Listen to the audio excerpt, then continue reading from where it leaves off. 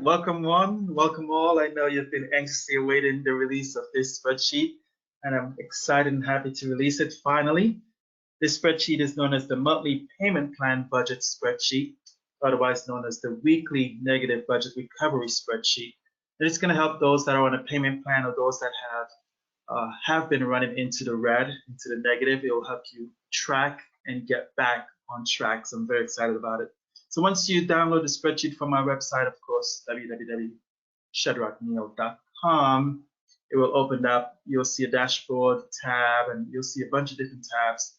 I want to bring your attention to the initial setup for payment tab. And the only thing you're going to put on this tab is anything that you have added in the negative, where you're on a payment plan you're trying to recover from. This is the only thing you put on this tab. So I have it clicked already. If you try to add anything else, it's going to give you an error message. It's going to ask you to enter a password. So it's just, again, reminding you there is no need for you to enter into any information into this tab. So once you get on this tab, the only thing you're going to enter in, again, is if you're on a payment plan. So if I'm trying to pay something off, let's say my electricity has been disconnected, or I'm on a payment plan with my electric company, I'll put the amount there. That's the only thing I'll put on this initial setup for payment sheet. Okay, anything that's on a payment plan or that I'm looking to pay off into the future, I'll put on that tab. All right, so that covers that. Then we'll get into the months. So again, this covers the entire year from January to December. It looks like all the other spreadsheets that I've covered before. You'll have a projected monthly payment tab where you can put in what you believe you'll make. Again, if you've been working a while, you have an idea of what that amount is. And then you'll have an actual income tab. And again, we're simulating based on your pay period. That's when you'll enter that amount. So we're going to believe that it's past January 6th, and it is. So I'll enter in the amount that I made. And then we'll also believe that it's past January the 13th, which it is, and then I'll enter the amount that I made.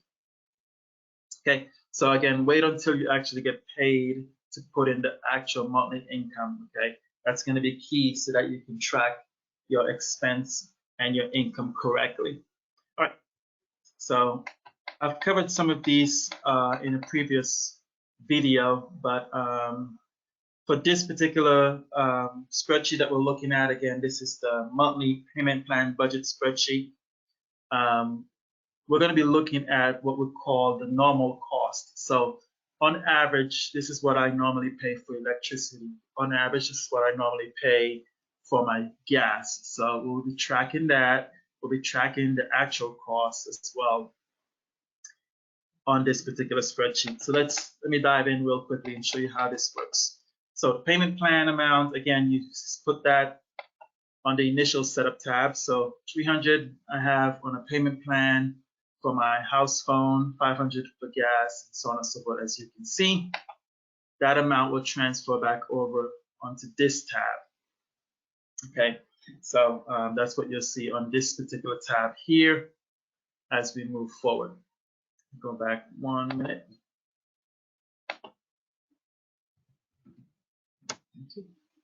Okay. All right, there we go. So we're going to go through this real quickly. So $300, as I mentioned, I set it up in the beginning, and then I'm going to go ahead and add some numbers in. On the date column, I've mentioned this before. If the date has already passed, it's going to be in red. If it hasn't passed yet, it's going to be in green. Or if I pay it, it's going to go back to green.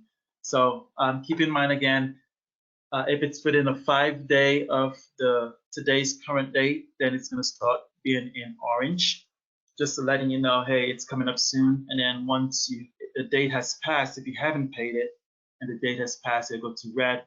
Once you've made a payment, which we're going to do in this example right now, going to indicate that I pay $120, then it's going to go back to green once you've made a payment. Okay, but if you missed the payment, it's going to go to red to indicate that you didn't make any payment on that amount.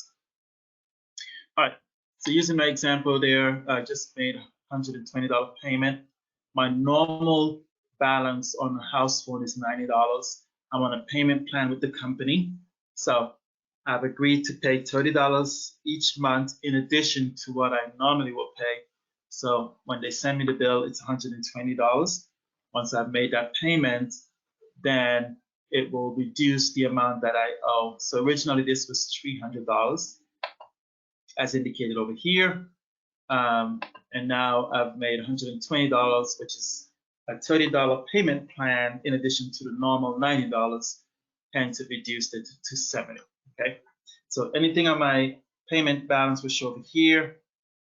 My normal cost again is what I'll normally pay. So I want to add that on, because just because I'm on a payment plan doesn't mean my bills stop coming. So I want to add what I normally will pay plus whatever my payment agreement is to add up to what I'll actually end up paying. Okay, so my actual payment. Let's look at a different example for example purposes. So let's say my internet, I have $130 indicated here on my payment plan for my internet, but I got it disconnected, or I told them I don't want it anymore, I don't want that service anymore. I still need to pay off this balance. It might be in collection or heading to collection. So I have $130 still available to pay off. So I'm going to include it in my budget. So in this case, I went ahead and paid $70. Let me erase it for a minute. So I'm going to go ahead and pay $70. You notice it went back up to $200, which is over here on the initial setup screen for cable and internet. All right, so on the cable and internet, which is now disconnected again, I want to go ahead and make a payment of $70. Maybe I'm trying to keep it from going on my credit report, so I made an arrangement with the company. So once I pay $70, I can see the decrease. So when I get to February, looking at that same tab, right? So my cable and internet, right now it's $130. Let's say I'm able to pay in February another $70. Okay. You'll notice it keeps going down. Okay. So it will track all of that. So this particular spreadsheet is very helpful and beneficial for a lot of different purposes. So even if it's disconnected and I want to, again, keep it from going on my credit or made arrangement, I can make a payment on it. And each time I make a payment, I can see that the balance decreases using this spreadsheet. And a similar thing, if I want to keep the service on a payment plan, I can still use this spreadsheet to track that.